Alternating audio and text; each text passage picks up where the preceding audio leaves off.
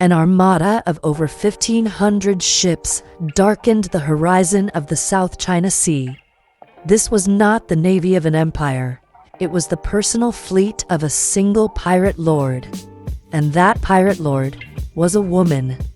A former prostitute from a floating brothel, she would rise from nothing to command over 80,000 outlaws, build a pirate empire, defeat the Imperial Chinese Navy, and achieve something no other pirate in history ever did: a peaceful retirement.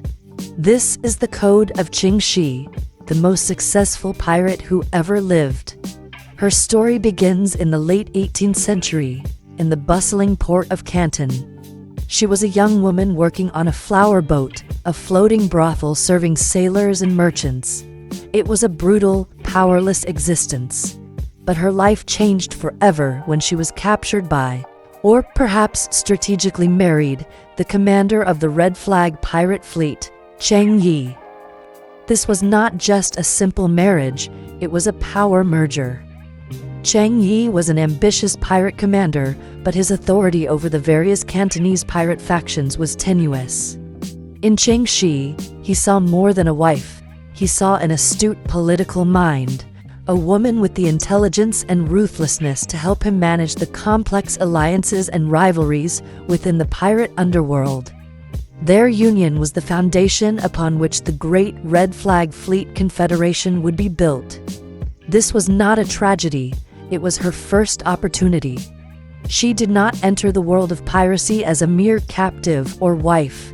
She was a shrewd negotiator who allegedly demanded an equal partnership, a co-command of the entire fleet. Together, they forged the warring Cantonese pirate factions into a single, terrifying confederation. She was already learning the language of power. When her husband died in 1807, a power vacuum was created. By tradition, she should have faded into obscurity. Instead, she made a series of brilliant political moves. She quickly formed a strategic and personal alliance with her late husband's adopted son and second-in-command, the formidable young warrior Chiang Po-tsai. By securing his loyalty, she outmaneuvered her rivals and cemented her position as the new, undisputed commander of the Red Flag Fleet. She had not inherited power, she had seized it. With command secured, she implemented her true genius, her code. To control a floating city of 80,000 violent, ambitious outlaws, she created a brutally effective system of laws, transforming a chaotic mob into a disciplined military force. The code was absolute. First, the code of plunder. All loot had to be presented for group inspection before distribution. The pirate who found it received 20%, and the remaining 80% was placed into a collective treasury. Private theft was punished by death. This treasury was not just for shared wealth, it was a central pillar of her administration. It funded everything: the purchase of new weapons and ships, the maintenance of the fleet, and a welfare system for the pirates.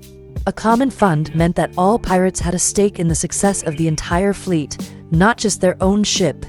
It fostered a sense of unity and collective purpose that was unheard of in the typically individualistic world of piracy. Second, the code of conduct. She strictly forbade her pirates from harming or stealing from the villagers who supplied them. Anyone who disobeyed was executed.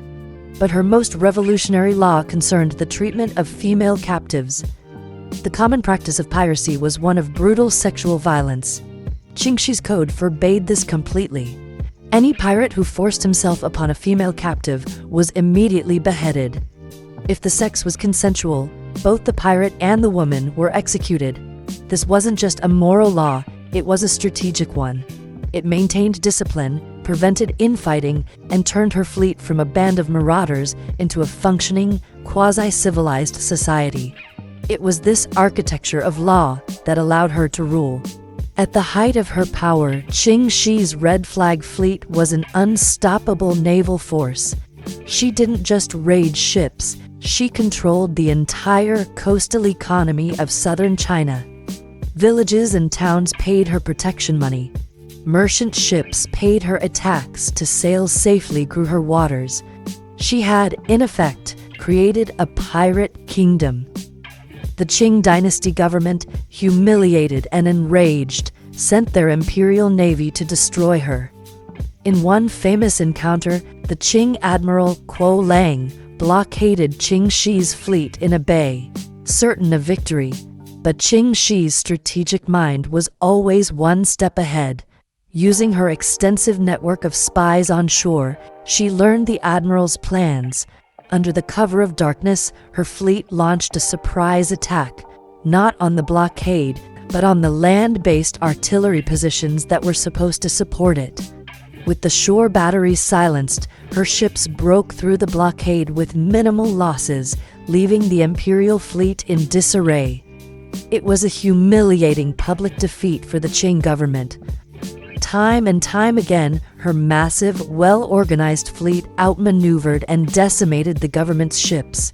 She was not just a pirate, she was an admiral who was winning a war against an empire. The tide began to turn only when the desperate Qing government enlisted the help of foreign powers, hiring Portuguese and British ships to join their blockade. Facing the combined might of 3 navies and with her own fleet suffering from internal divisions, Ching Shih saw that her reign of terror could not last forever.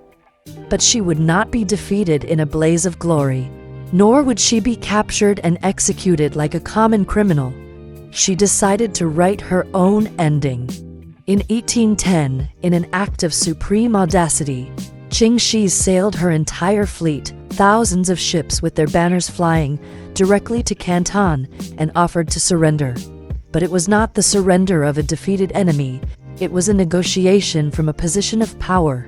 She walked into the Governor-General's office alone, an unarmed woman negotiating the fate of 80,000 pirates. The government, weary of war and unable to defeat her, agreed to her shocking terms. A near-universal amnesty was granted to all of her pirates, allowing them to return to society as free men.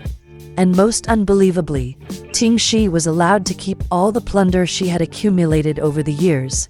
Her final move was a masterstroke of political theater. To seal the deal and legitimize her new status, she formally requested that the government sanction her marriage to her second-in-command, Chung Po-tsai. By doing so, she transformed them from outlaw lovers into a respectable, state-recognized noble couple. It was the ultimate act of turning the system against itself, using the government's own laws and customs to wash away her past and secure her future. She had achieved the impossible. The former prostitute, the pirate queen who had terrorized an empire, walked away from her life of crime, not in chains, but as an incredibly wealthy woman. She settled back in Canton, where she ran a gambling house and brothel, until she died peacefully of old age, surrounded by her family. Her code was one of brutal order and ruthless pragmatism. It was a code so powerful that it not only allowed her to conquer the sea, but to conquer the system itself, achieving what no other great pirate lord, from Blackbeard to Calico Jack, ever did: a long, peaceful, and very, very rich retirement. And that is the architecture of the Code of Ching Shih. Remember, history is more than a story, it's a code, and there is always another layer to decrypt. Subscribe and continue the investigation with us.